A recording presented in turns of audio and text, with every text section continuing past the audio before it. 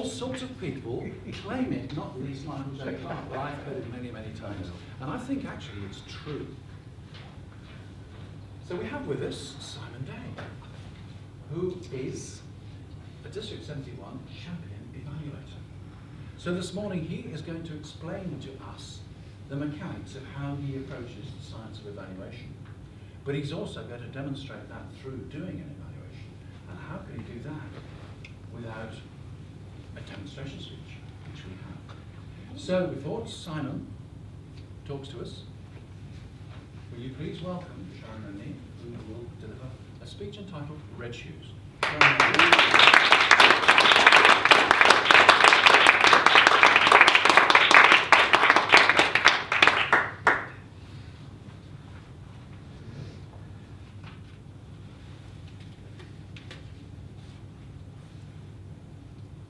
Do you like my shoes? They're gorgeous, aren't they? For those of you who don't know me, I'm a shoe chick. And for us shoe chicks, our favourite pairs do more for us than just complement a particular outfit. They change how we feel. They make us smile. They raise our confidence. They make us feel more attractive. The right pair make a statement about how we see ourselves. I have lots of pretty shoes in lots of pretty colours, but red shoes are special. These babies are my latest acquisition. The last pair got partied to pieces. Fellow Toastmasters, friends, have you seen the movie Schindler's List? It's the story of one man's efforts to save Polish Jews from the concentration camps of World War II. It's shot mainly in black and white, and the only real colour in it is a red coat worn by a little girl who flits in and out of scenes throughout the movie. Red hits you hard, especially when it's set against a monochrome background, like red shoes. Red shoes in the Auschwitz concentration camp in Poland. Today, Auschwitz-Birkenau is a memorial centre open to visitors. The blocks of the main camp have been converted from barracks into museum displays. Some of the buildings have been preserved in their original state of inmate accommodation. Other buildings now hold collections of items that were recovered when Auschwitz was liberated. They are now displayed as what's called the material evidence of crime. There are collections of clothes, crutches, even hair.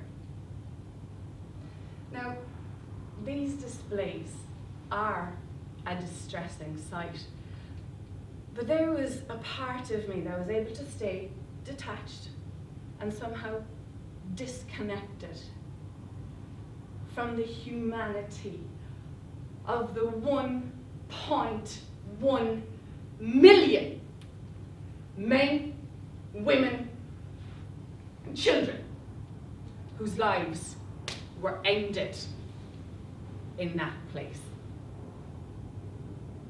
That is, until I walked into one of the rooms in Block 5.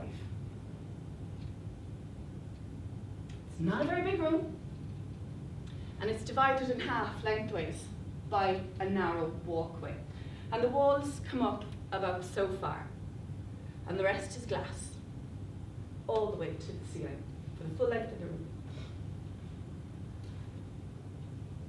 And behind the glass are the shoes. And they were just thrown there, all the way to the back wall.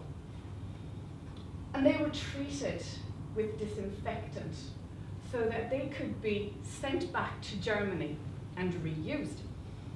And so, as a result, they faded to this monochrome blur. Except, here and there, you see a woman's red shoe.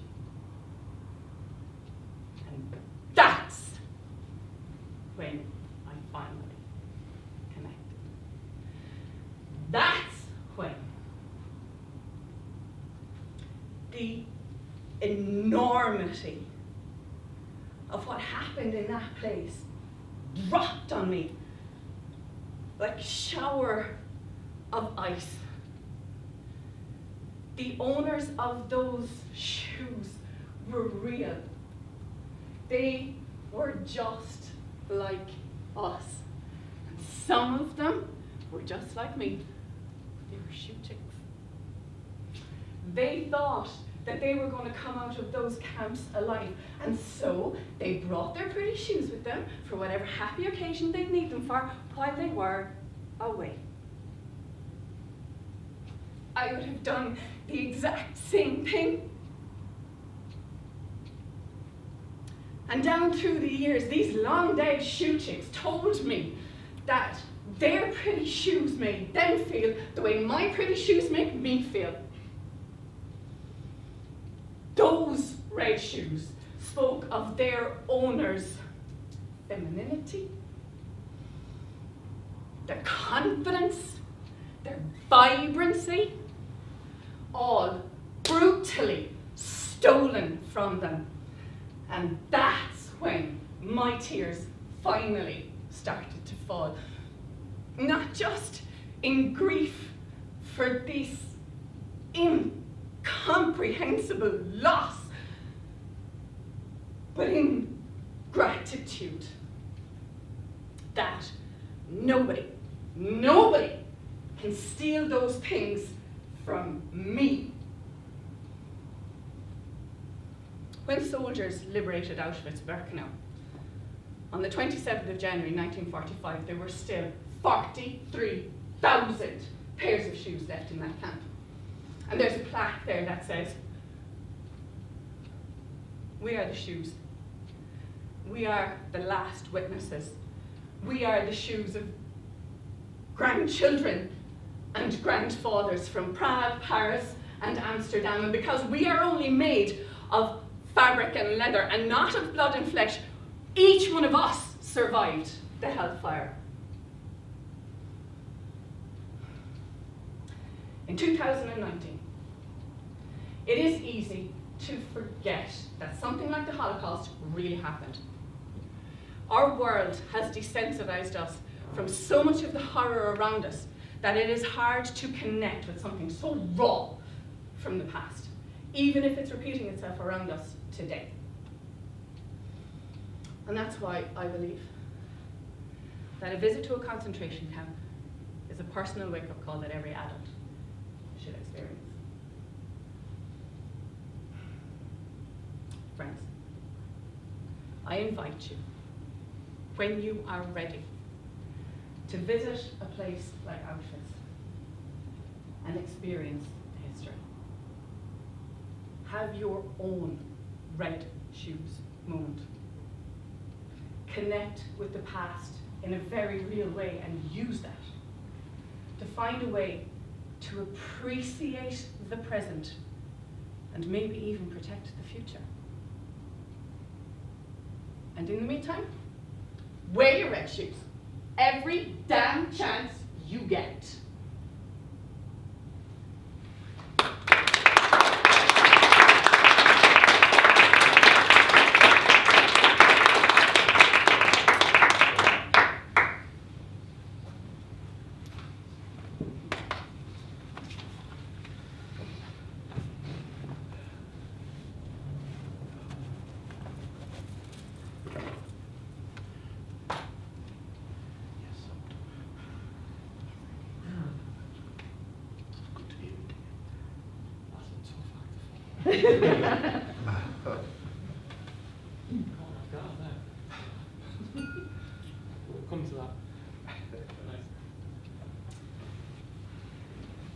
privilege. Thank you for the opportunity. I'd like to begin by inviting you to imagine an experience. I'd like you to use the power of your memory to cast it back. Now, depending on how much you had to drink last night, that may be more difficult for some others. But I'd like you to imagine an experience you've had in your life of feedback. But to rest on the first experience you could recall that comes to your mind, where somebody delivered to you a piece of feedback that affected you. Where were you? What was said? How did it make you feel? Everybody found something? How many of you are reflecting upon a piece of feedback you received that was more than a month ago? More than 3 months? More than 6? More than a year? Wow. How many of you are thinking about an experience that was negative? That's frightening. What that reveals is two fundamental truths about feedback, which is why I'm standing here. Number one, feedback affects us for a long time. Some of you have been carrying that feedback for more than a year.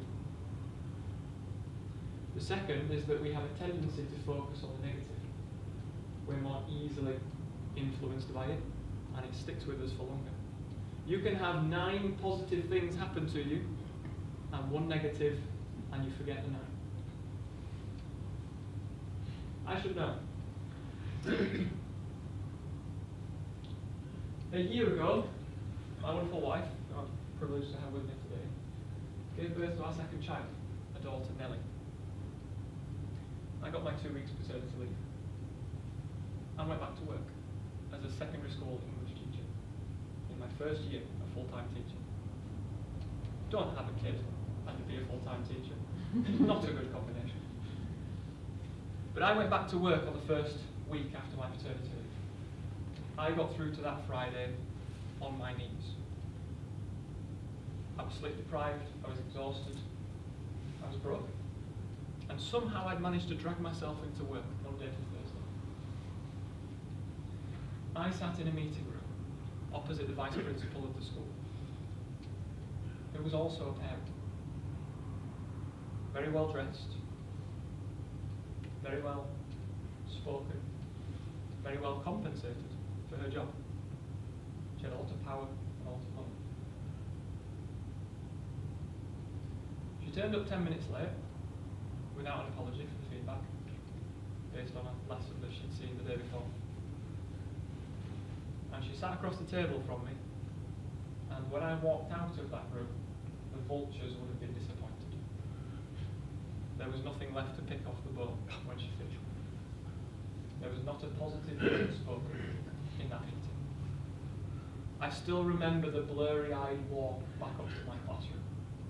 I remember sitting at my desk and crying. I'm a Yorkshireman, I don't cry. But I cried that day. And I walked out of school at the end of Friday and questioned whether I would return on the Monday. That's the power of feedback. That was a little over 12 months ago. Fast forward a few weeks to another experience where another colleague in the English department came and looked at one of my lessons with my toughest class. And I finished that lesson and I thought, here we go again. I'm going to get brutalized, I'm going to get torn apart, and I'm going to have my life decisions questioned. He came in to my classroom. He found me.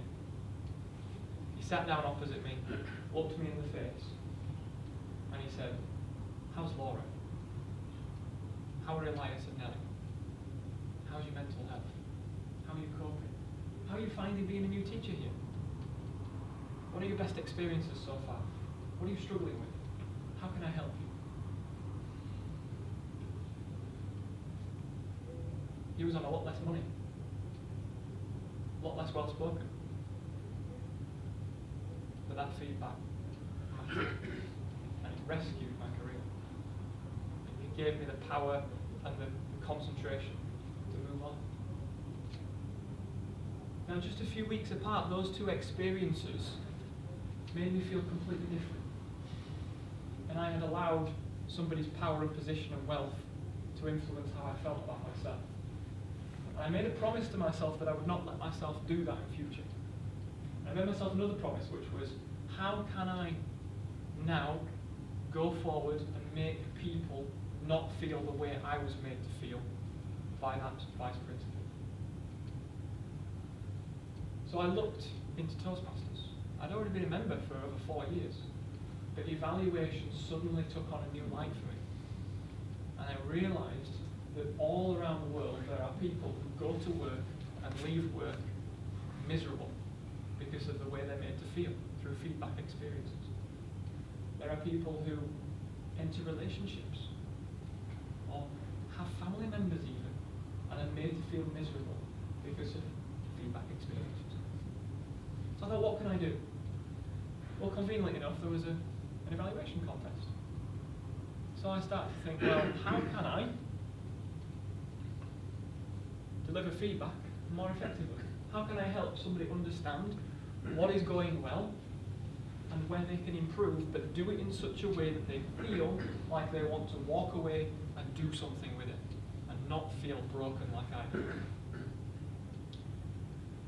So I started to practice how I delivered feedback to other people.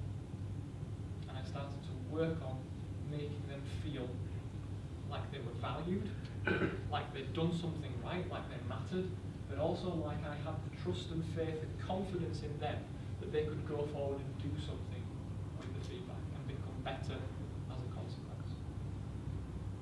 So I entered the evaluation contest at club level, and then at area level, and then at division level, and then at district level. And I'm delighted to tell you that as of May of this year, I am the 2019 UK evaluation champion. That's a very important picture to me. Not because of the plaque, not because of the certificate, not because I'm standing between two people who are vastly more prestigious and more published and more popular and more wealthy than I am. That picture matters to me because I achieved something that I set out to do. I set out to make the world a better place by the way I speak to people, by the feedback that I give them, by being able to help them have the empowerment to go forward and to transform themselves. And that for me is a symbolic representation of the fact that I've developed that skill.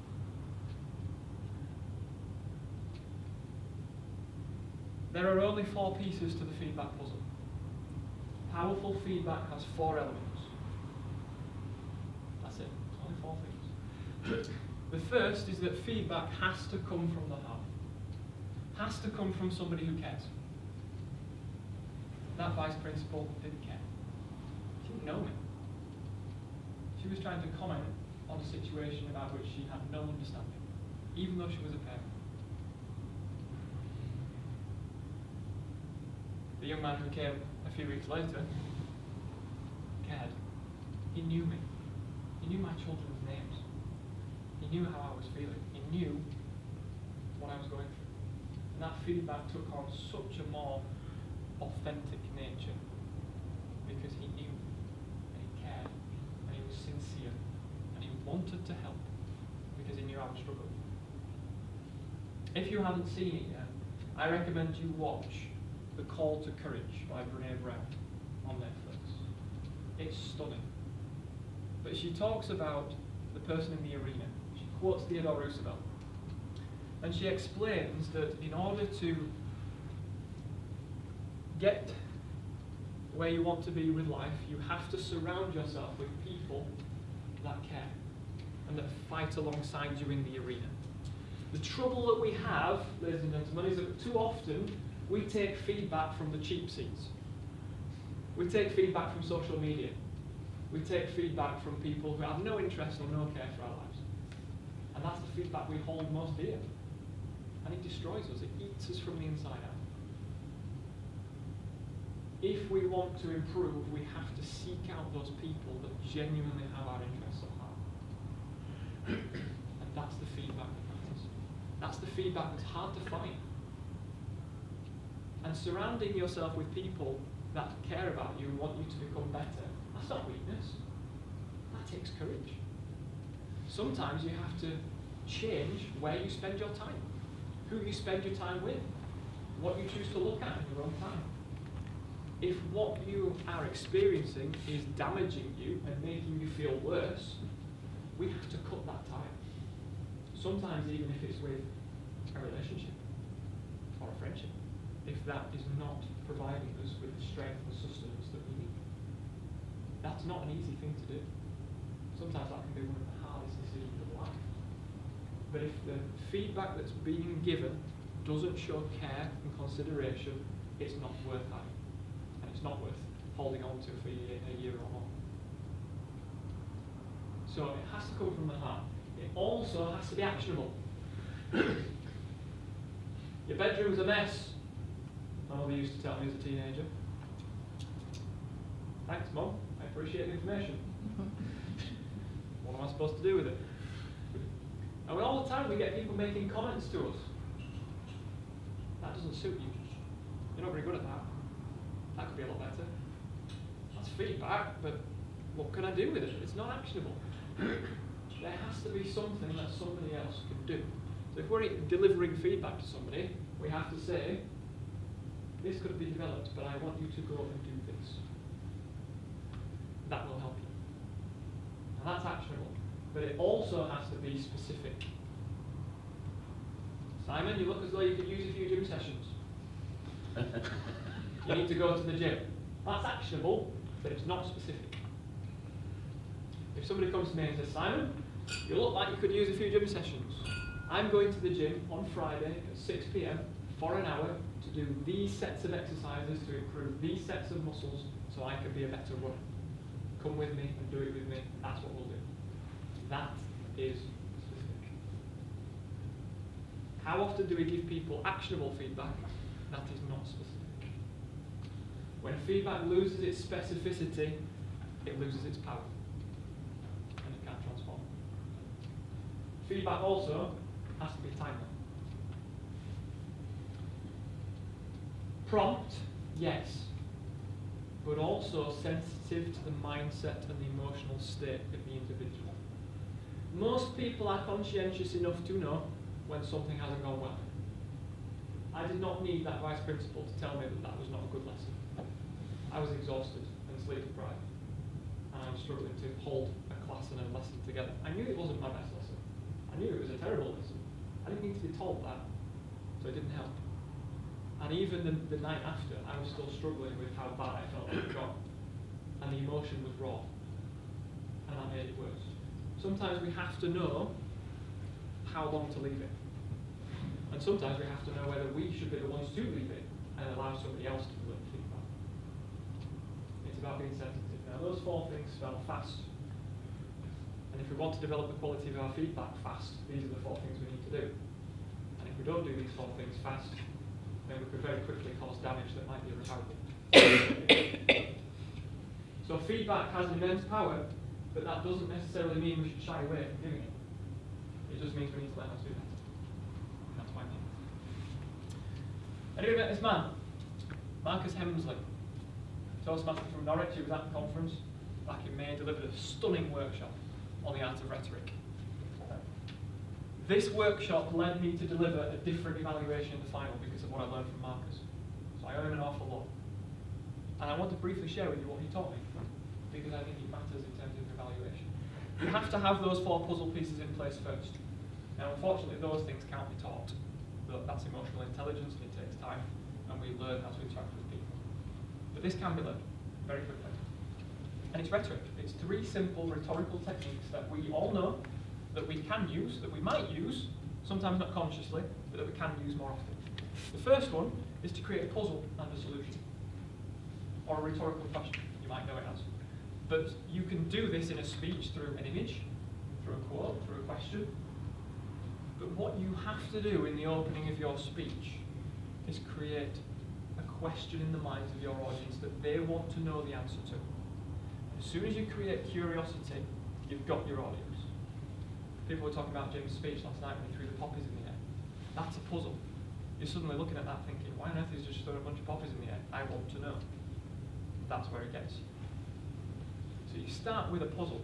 You create a question in the mind of your audience. And once they're curious, you've got them. You then obviously, through the course of your speech, solve that puzzle, eventually give them the answer. You can also create contrasts through your use of language. And we will look at some ways in which this can be done very shortly. But you create light and darkness. You create sadness and joy, hope and sorrow. If you can make people feel the two extremes of that experience during a speech, you've got them. And the third thing you can do is use the rule of three. We call it power of three, triplets, whatever it is you call it. But it's effective, powerful, and underused. We need to do it more often. These three devices, when used effectively, can elevate the quality of language, of speech, and of an evaluation, which is why I'm presenting it to you now and I will demonstrate it shortly. Contrasts is what I want to just visit with you a little bit more in detail briefly, because you think, contrast, what does that look like? There are four ways, and rhetoric from history is full of it. You just don't know what it is until you see it. Contradiction. It's not this, but it's this. You can deliver somebody a sentence and say, it's not that, it's that. You've put two opposites, but you've contradicted. That's the first.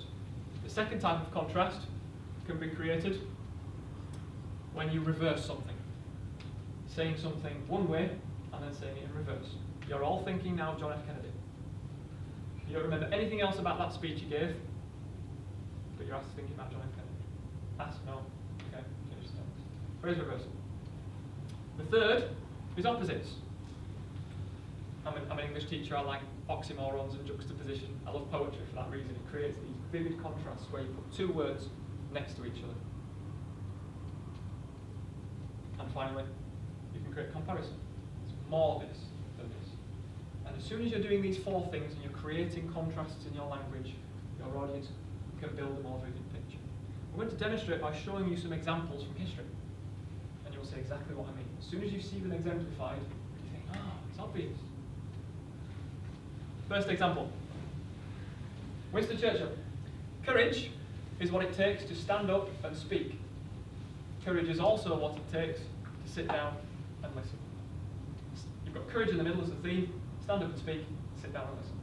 See that? Beautiful contrast created, but it's memorable. Because he's created that vivid contrast straight away through his language. John F. Kennedy. Phrase reversal. Saying something one way, then the other. Ask not what your country can do for you, ask what you can do for your country. One way and then the other. It's memorable. We don't remember anything else about the speech apart from that, because that's the piece of rhetoric that uses the memorable device. Wise men speak because they have something to say, fools because they have to say something. Contradiction. Paying a little bit of phrase reversal. It's another thing. It's funny, it's memorable, because it's used the device. Live as if you were to die tomorrow. Learn as if you were to live forever. Again, that vivid contrast between the desperation and the yearning. I don't want to die tomorrow. I want to live forever. And it creates that emotion within you because you've got the contrast there.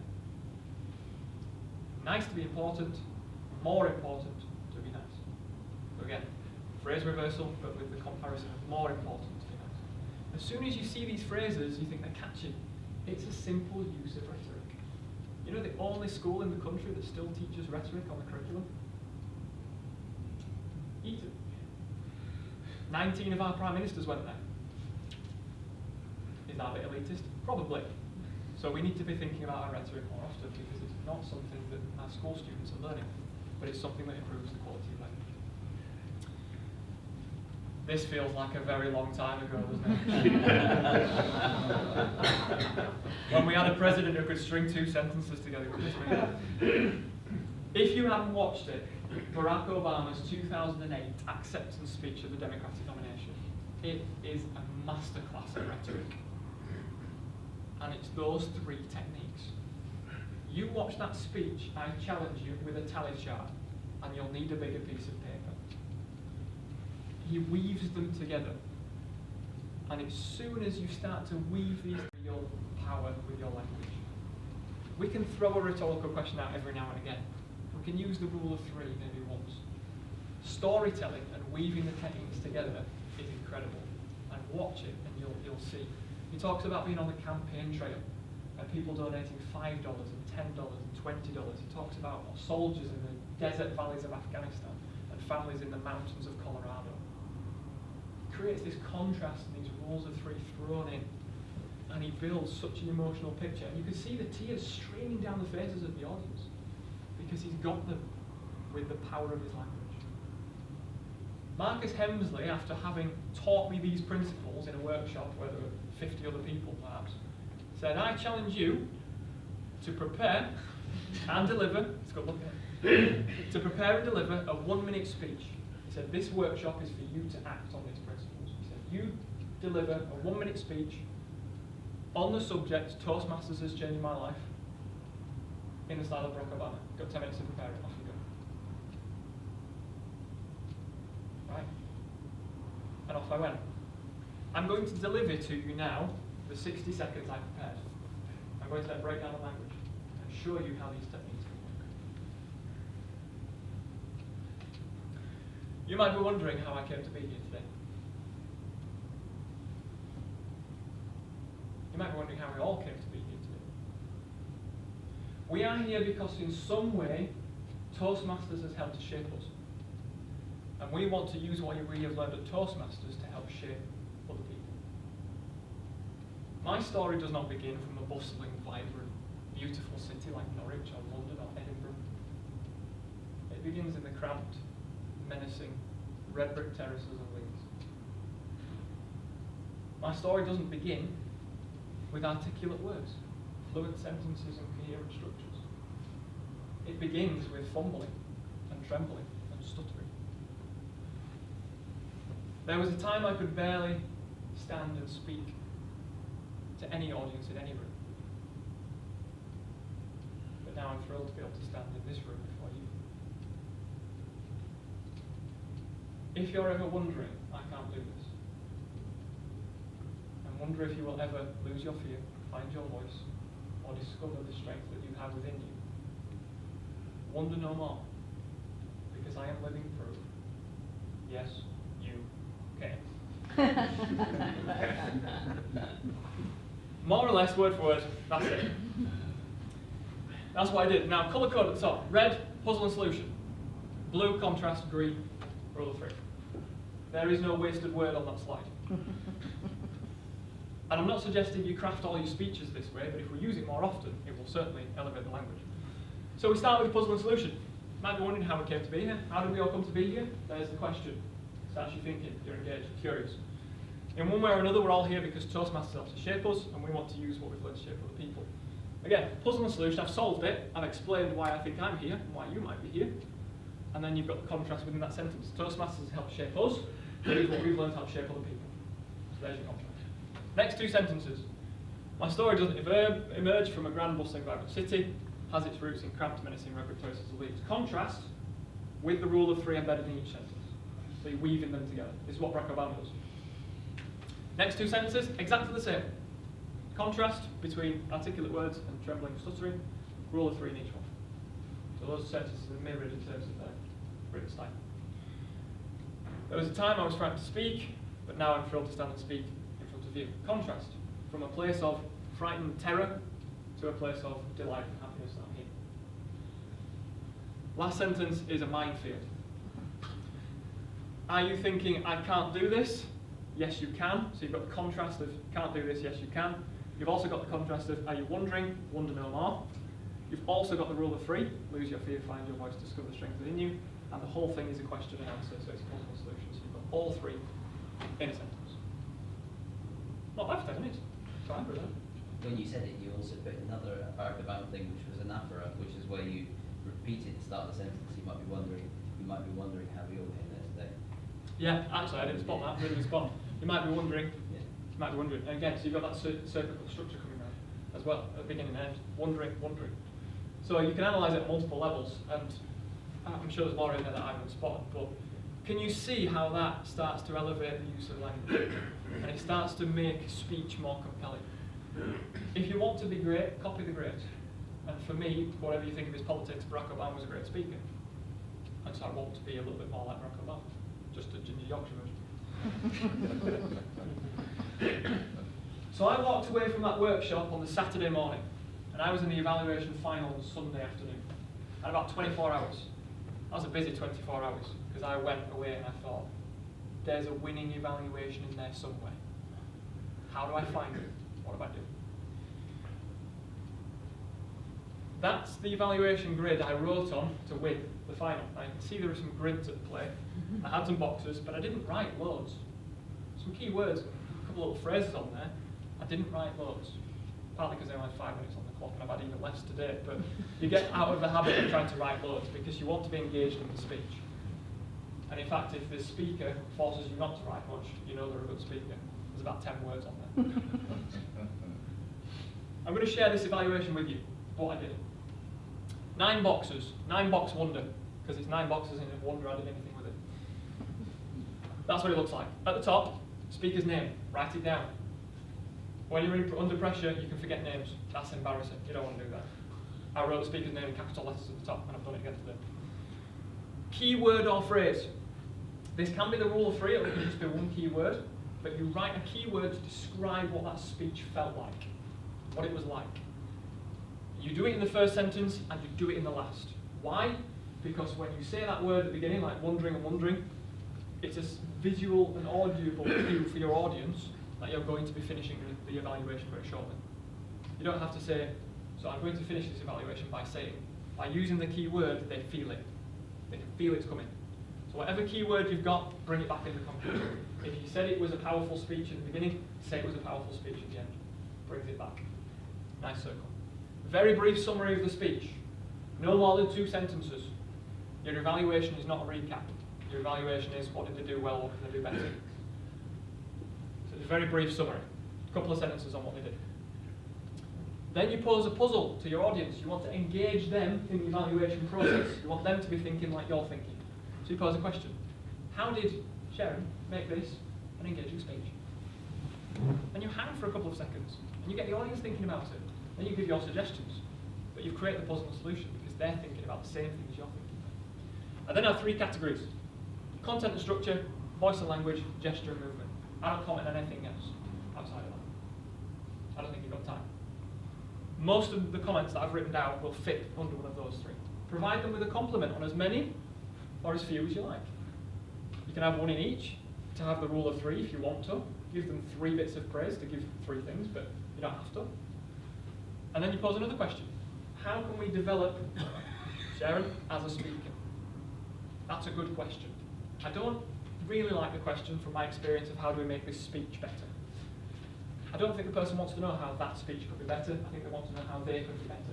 Because then they will improve every speech they ever give. And I think that's more powerful.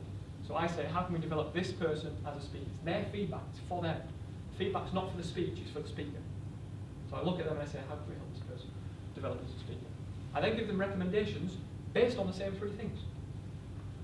Again, up to 3. No more than that, you don't have time. And then we come to the conclusion, where we say, overall, that's your signal word that your conclusion's coming, and you use the key word again in effect. This is a sentence, no more than that. Brings your speech to a close, your evaluation to a close, uses the key word, rounds it off nicely with that structure. Well, that's all very well and good, and then you think about, well, where can I put contrast in? Where can I paint contrast with my rhetoric and my language? I like to do it in a summary. It was a story that started out like this and made us feel like this. Or it brought us from this to this. You paint that contrast for your audience, they'll feel it. And then you also have, can you have the rule of 3? Maybe you could use it there. Overall, this was a and speech. Whatever 3 words you choose. It's about thinking about putting the rhetoric in. Once you start to elevate your language and have a coherent structure, I think those 2 marry well together. And I genuinely believe that's what had it for me. Is I used elevated language and I had a very clear, direct structure with my language. So I produced it as a word template and now I use it in our club. Some people choose to use it, some don't, but it's there to help people. If you want it, send me an email at the end, I'll give it to you. Then you've got other meeting roles like general evaluators and table topics evaluators who again want to write a few little notes Points for commendation, recommendations, fine. But why not at the side of speaker number 3 say puzzle and solution, or rule of 3, or contract, and challenge yourself to get that language in your evaluation? What did David do in his table topic tonight to engage us as an audience? Sandra had every right to be terrified and nervous on her first table topic, but she was calm and confident. Do you see what I mean? As soon as you start to put these rhetorical devices in, you engage your audience. They don't know what you're doing, but you do. That's the fun of it. The other part of the fun of it is you've got to do it against the clock. So what I'm about to do before I produce some closing remarks for you is I'm going to evaluate Sharon's speech. I'm going to do it using the template I've illustrated. I'm going to use rhetoric, and I'm going to try and do it in under 3.5 minutes. And with the speech we've just watched, that's a hell of a moment. So, let's have a go.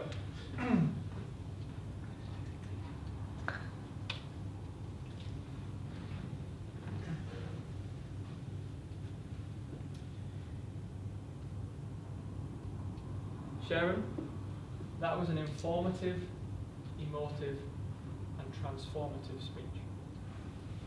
What a privilege it was to listen to. We started out with the triviality of red shoes, but we soon moved to the tribulation suffered by millions in the camps of Auschwitz.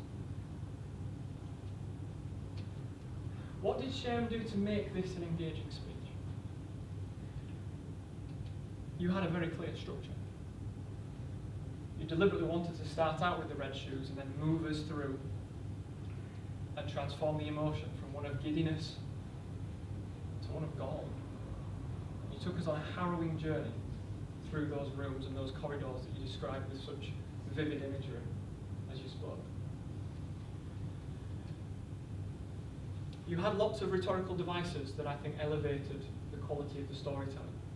You talked about red shoes make you smile, give you confidence, and they make you feel better. It's a nice rule of 3. You also had another one with you were describing the women of beauty, of confidence, and of vibrancy. So there were rhetorical devices plenty in here that helped us to better imagine what the speech was like. You have a natural energy in your speaking, which engages. Your eye contact reached all of us. At times it was penetrating.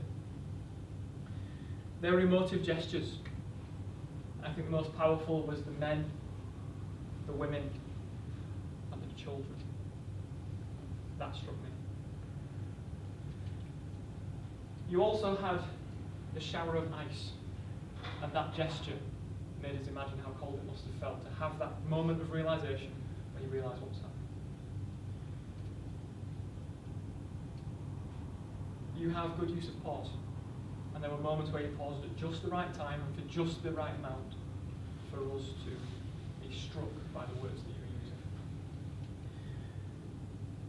There was emphasis on phrases like just like us. But again, your voice commanded and made us feel emotional. How do we develop Sharon as a speaker? It was a wonderful speech. How do we develop her as a speaker? I think there are 2 things. I'd like to see you mirror more closely the facial expression and the voice to the words. So there were times where you said things like distressing and you smiled and the voice was a little high register.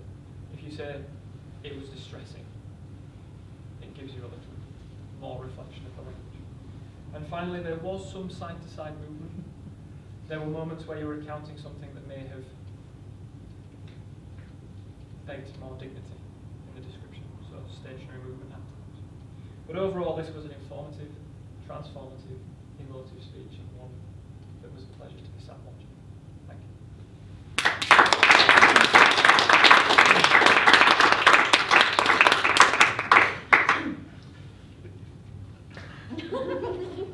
In closing, when I walked out of the room on that final day, and I just delivered the evaluation with no knowledge of whether or not I was going to win, I saw that quote printed on the wall. Since I joined Toastmasters 4 years ago, my life has never stopped expanding, because I've been exposed to influences, people, and memories and opportunities that I could have had in no other way. Today is just such an example. It's about having the courage to know that we can do more, to know that we can receive feedback better, not hold on to negative feedback for too long, but also to deliver feedback in a more meaningful and purposeful way, to empower people to go forward and feel like they can change themselves. And maybe we will feel a bit more hopeful that we might have had a small part in changing them too. Those are my details. Should you have any questions or require any resources,